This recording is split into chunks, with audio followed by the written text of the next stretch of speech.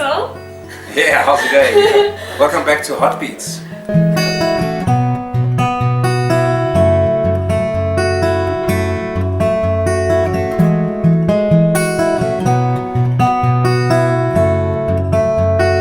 What have been the greatest challenges that you've had to overcome on this whole journey of luthiery?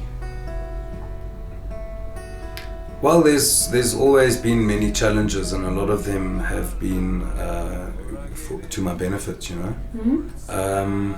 What are the biggest challenges? Sure. I think the biggest challenge that I've had to face was after my apprenticeship, standing on my own, getting the belief out of everyone around me. Mm-hmm. That was the hardest. So actually believe in yourself, you know, you can do this, you know? Yeah, that's right. Like people saying, who's this young kid on the block, and does he really know what he's doing? Can I trust him with my instrument?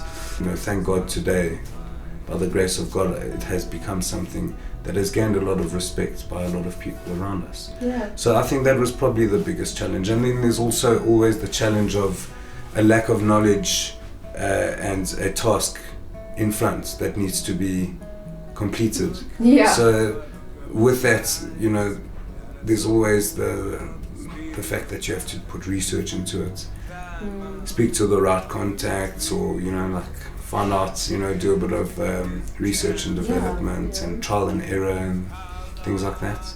But it's nothing that I haven't been able to handle. You know, the universe always puts things in your way that you can handle, that you're ready for. Yeah, even though it's a little bit like, in the beginning you'll get there, you know? Yes, yeah. Well, I mean, I look at myself today compared to even 5 years back, or, you know, 10 years back, and, you know, I'm so glad I can look at something now from far and know exactly what's going on, you know? Yeah. And there's still always challenges like that come our way every day, and you know, the more you handle these challenges, the quicker you get over these problems. Yeah. So no, it's fascinating. It's made me grow into a better person, you know. Yeah. I remember when I started this, people laughed at me. People were like, "Oh, what's guitars? What's," you know, a lot of people that don't really understand. Yeah. What is guitars? What do you get a real job? And oh yeah, that line. Oh yeah. And you know, it's the best thing I've ever done, is to take that risk, to just jump into the deep end and decide to do this. And I mean, today I live a magnificent life. I have an amazing team of people that work with me. I've got amazing customers. I'm so blessed to work with some of the greatest artists in this country, and to share this passion for music, you know. And although my passion for music is different to the player, still music. It works hand in hand. It works hand in hand. Yeah. You know? Like, to me, the most beautiful thing is when that artist is on stage and the next day he says, "Wow, you know what? Like, the way that I played is directly because of what you've done on my instrument." Yeah. So I know it's magnificent. Yeah. What is the most satisfying thing about your craft? The most satisfying thing is that I wake up in the morning and I'm like, yes, there's another day. Yeah, that's cool. That's and you know you're living from your heart. I love what I do. I'm on a constant holiday. That's cool. Know? Yeah. Yeah, and it's so satisfying that, you know, like, I walk into work and there's all these things and all these people that rely on me, and I can deliver. And then when I deliver and it's done, and you know, like, someone comes and says, "Wow, thank you, what you've done is amazing work," that's also very satisfying. Yeah. I think that's probably the most satisfying thing. So if I think back at what is it that I really, really do, is I deliver service, and I sort out people's problems. So I'm like a psychologist. A guitar psychologist. Or a guitar doctor. Or, a guitar doctor, yeah, no, it's true. Anything new and exciting? New and exciting, there's hydro coating. This is something that we're busy with at the moment. Cool, man.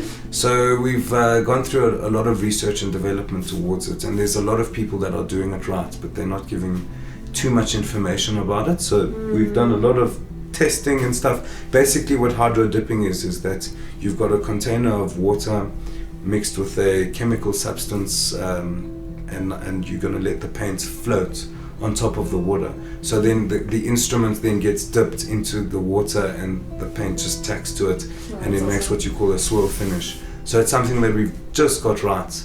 Yeah. And the results of this project, which we're about to finish at the end of this month, is just absolutely mind-blowing. Cool. So there's that, there's the mixture of translucent paints and engraving. Oh yeah. So there's a guitar that we finished two months ago. We called it the Alchemist. Oh, cool. It is on our website, and but photos don't do justice to something like that. That's right. So what it is, it's almost like metallic plates that interlock into each other.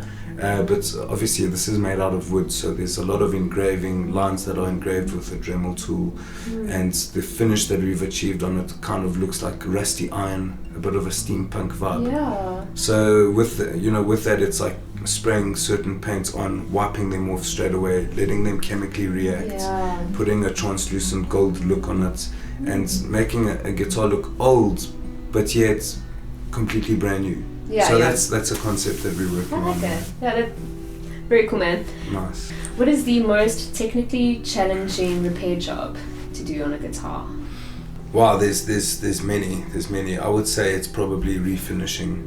Refinishing is such a difficult thing to do.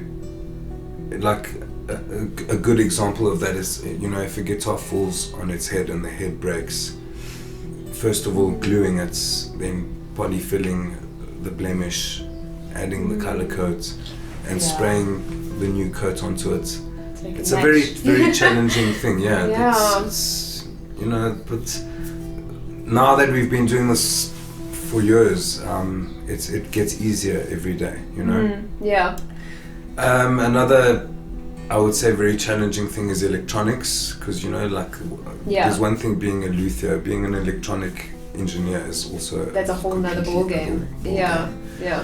So basic electronics, like on a Strat or a Tele or a Les Paul, that's basic wiring. That's pretty. I can do that so easily with my eyes closed.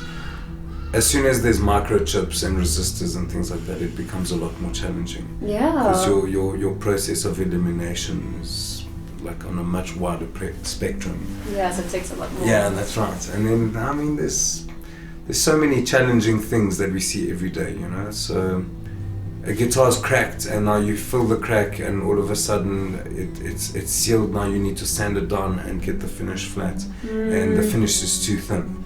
Oh no! So because of that, you rub through, and once you rub through, you go back to the wood coat. If there's a sunburst on the instrument, you have to basically redo the whole top.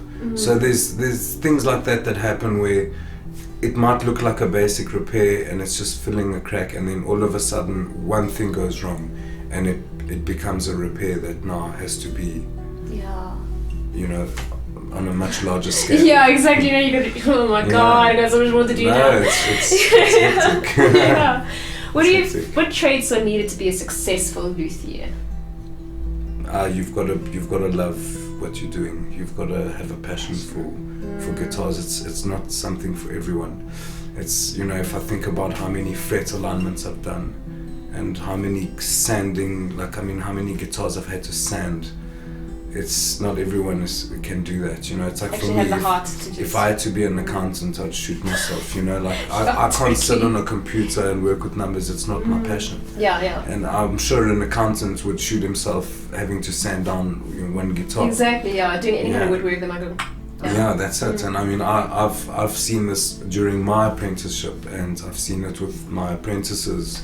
And you're either made for it or you're not. And so there's passion, and then there's the problem-solving brain. Yeah. You've got to have a brain that is a problem-solving brain. Yeah. You've got to be quite mechanical in your way of thinking, and it's to understand. Oh, this is how something works. This is passion and a bit of intelligence. Not just much. A little bit, Not much. Trust me. Okay, so where in the world would you go if you were going to go on an inspirational musical journey? You can go anywhere. Well, I've already for the guitar building been to California to the Taylor factory, and I think that was absolutely mind-blowing. I think if I was to do that again, that would be great, and I'd probably go visit all the other factories like Gibson, Martin. So that's something definitely that I would do again. I think America is the hub for that, and there's magnificent instruments that come out of there. Another one could be maybe Spain and work under a master, so someone like like in the Contreras factory. I think that's a good idea. And I think in this country for the music that I listen to very different types of music, and my biggest passion is definitely Afro jazz. So I think I'm already in where I am right now is an amazing hub for that type of stuff. If I had to go to California and do the whole thing again with all these different factories, my dream would be to meet John Mayer. Oh yeah. John Mayer is my idol. Really? Yeah, I wish he could teach me a few tricks. To me, he's the best. He's the best songwriter and guitarist as a combination alive. So he's just, to me, my favorite, but there are fantastic guitarists out there. Yeah, it is. And, there's a lot of them that many people don't know. Also another great acoustic player is Andy Mc Gibbons. John Andy Mc Gibbons, Jimmy Rosenberg. These are all, acoustic things that I like to listen to. Yeah. Okay, cool, man. What advice would you give to people who want to get into luthiery? Sure, I would say just ride the wave. Just ride the wave, find the right person to learn from and bite the bullet and ride the wave. That's it. All great things come to those who wait. Yeah. And I've been very impatient sometimes, and now with a bit of time that's come past, I remember getting so impatient with certain things, and I'm like, well, sure, I'm actually here, and I'm still young, I still have much to learn, and I think I've achieved a lot in the time that I've been doing this. So that's my advice. Message to the world, a message I think to the youth especially. I think to me the most important thing in life is to do what you love, and I think you've got to approach it in a way that let's say money didn't mean a thing, and you just want to do what you want to do in your journey in life. If money didn't mean a thing, what would it be that you would do? And once you find that, it will come on its own. So, I think the most important thing is to not get stuck into a routine or into something that you don't enjoy doing, because then you'll never walk the extra mile that you should. So, when you wake up in the morning with this drive, this passion for what it is that makes you happy, everything starts falling into place. You start opening so many doors in your life and meeting the right people that are going to teach you how to take this further. So, that's advice that comes from what my journey and what I've had to learn, is that it's got to be driven with love and passion, and with that you'll be able to move mountains. And the biggest thing for me as well is to have learned from people that know a lot of things already, so that I didn't have to reinvent the wheel. So that's it. You've got to live life with passion, and I'm just so blessed that that's something that I've managed to do, and I think I look forward to the future and to many things that I still have to learn, challenges that will make me grow as a person. That's a wrap. I hope you guys enjoyed. Thanks JD Kustoms. It was lots of fun to hang out with you guys and film. We had a really fun time. Like, subscribe, comment, and I will check you guys the next time with another Heartbeat story.